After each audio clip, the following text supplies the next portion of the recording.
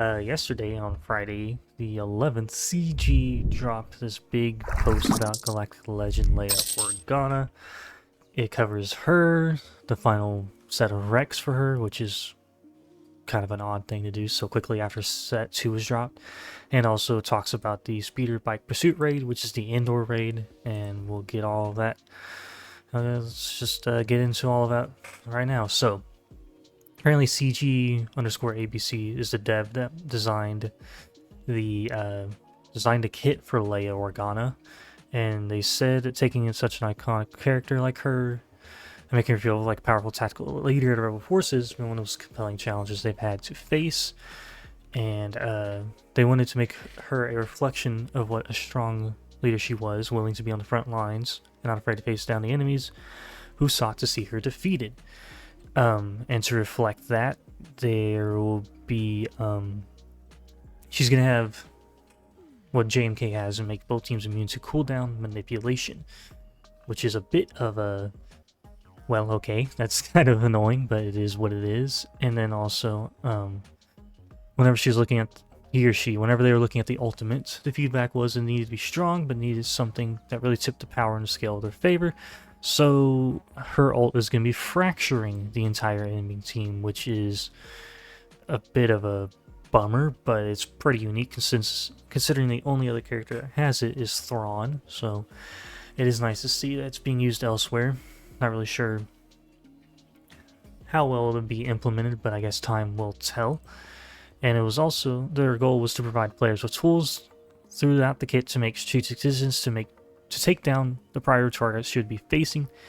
And then apparently on offense, her capabilities are competitive with top squads in the game, and the squad she leads is a great option against almost any other squad. That will remain to be seen, because Jabba is one of the top dark side GLs, but he can't take out Lord Vader.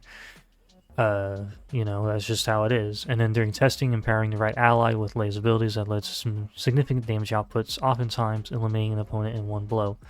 So apparently they'll have a one-hit KO, dependent on damage output and the moves you do, kind of thing. So her squad, obviously going to be used in Conquest, Galactic Legends. There'll be Datacrons boosting it, no fucking thank you. And there will be a new economy event, a new tier to the Endor escalation event, which is the one that gives us the Wicket Shards and some Zeta Mats. So it's going to be probably akin to what the Jabba one is, in a whole separate thing where it's going to be harder and you need to have a certain team lineup to beat it without bashing your brains in. And then, let's see. Apparently, speaking of her squad, it was important to us that players would not need to take apart the CLS squad to complete and create the ideal Leia team. You should be able to build a strong GL Leia squad while keeping your CLS squad intact. And this was the key part of doing this, was designing Captain Drogon alongside her, which we have no information on still, because he will be the fourth and final marquee for her, like I said in my video a couple days ago covering Scout Trooper. Or did I say that? No, I was talking about Gideon, the new Gideon being the next Conquest character after Malicos. But anyways, then they show set 2 and 3. Let me pull the game up real quick, because I can show you set 1, just in case everyone forgot. So set 1 was Captain Rex, Princess Neeson, Relic 7, Wicket, Relic 3, Lando Calrissian, Relic 5, and Akbar, Relic 3 as well. And set 2 is Relic 7, Scout Trooper, Relic 8, R2D2, Relic 5 on Captain Han Solo and Rebel Officer Leia Organa, and then a Relic 3 Chief Chirpa. Yippee. And then for set 3, we get to Relic 7, Captain Drogon and CLS. We get to also C-3PO and Chewie, so there are a lot of Relic 7s for her. And then Boushh Leia Organa is a Relic 5 rec. Lobot is level 3 relic requirement, and he is getting a rework, so yippee-ki-yay. Those that have a high relic Lobot for platoons don't even have to worry about that. So, but yeah, let's see. We've got 1, 2, 3, 4, 5 Relic 7s, a Relic 8, a smattering of Relic 5s, and a couple Relic 3s. So she is a rather high intensity Relic GL compared to Jabba. The last one I can really think of was like Lord Vader that had this high of relic recs, so it is what it is. moving onward, they added new characters to the list for the Speeder Bike Pursuit raid, obviously being GL Leia, Captain Drogon, Scout Trooper, Princess Neeson, and Captain Rex. So Scout Trooper will be working alongside the rest of the Imperial troopers. Leia, Drogon, and Captain Rex will be working with the other rebels, and then Nisa will be with the Ewoks. So here's the full list of all of them. Nothing really changed other than adding those 5 characters. And then an update for the Speeder Bike Pursuit raid. The rewards for the upcoming Speeder Bike Pursuit raid will be in parity with the existing Krayt rewards. The reason why they're saying that is because further down, we'll get to that in a second. There's a reason why they're saying that, because they're making changes to the cadence of the raid, which is rather annoying. Whenever the Speeder Bike Pursuit arrives later this year, it will become the new featured raid, and as such, they're moving the Mark III currency from the Krayt Dragon Hunt to it. And then, as like in the Krayt Dragon raid, once you hit Guild Milestone 1 or higher in the Speeder Bike Pursuits, you will receive Mark III currency. How much will remain to be seen, because obviously they're not going to show us the reward paths, or they probably don't even have it properly set up yet. Now, circling back to why they're talking about rewards being in parity with the existing Krayt rewards, is because of the change of the raid cadence. So they're looking to take the 3-day cadence, the existing 3-day cadence for the Krayt Dragon raid, and adjusting it to 6 days. A full week almost for people to do this raid. I don't know if they're still going to do the 5-team limitation, or if they're doing this to let people have more time to get their damage in without having to be hounded by guild officers and leaders to get their damage done, or what. But the intention is to allow players more downtime between raid launches. Not really, because no.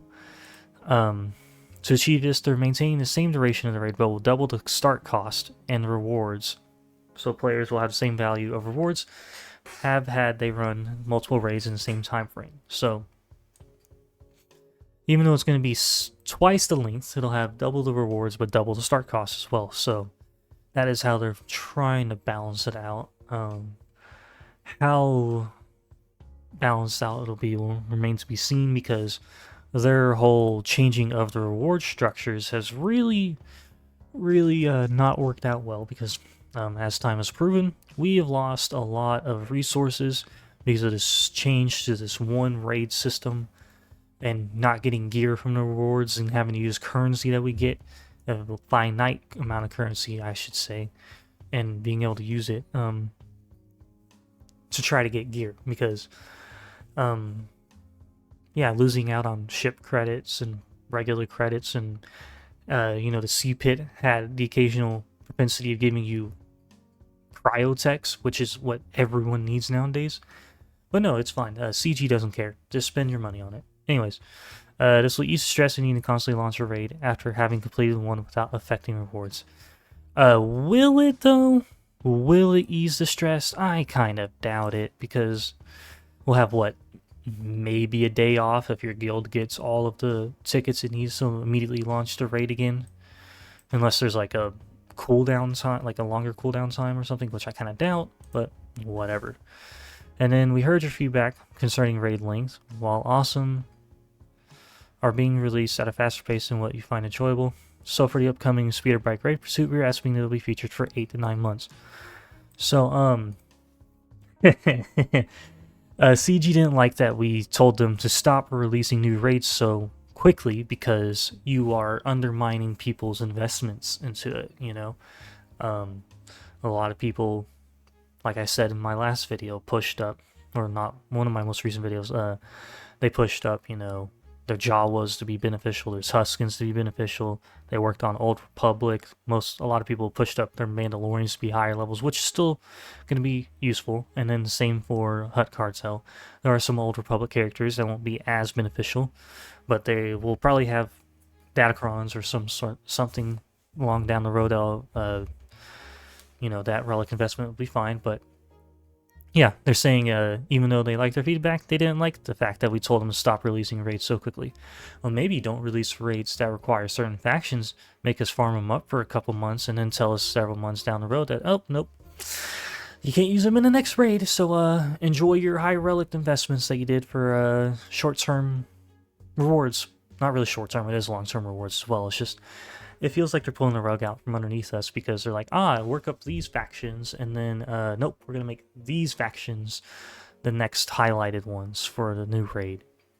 Because, yeah, it would have been weird if Tuscans and Jawas were featured in this Endor raid.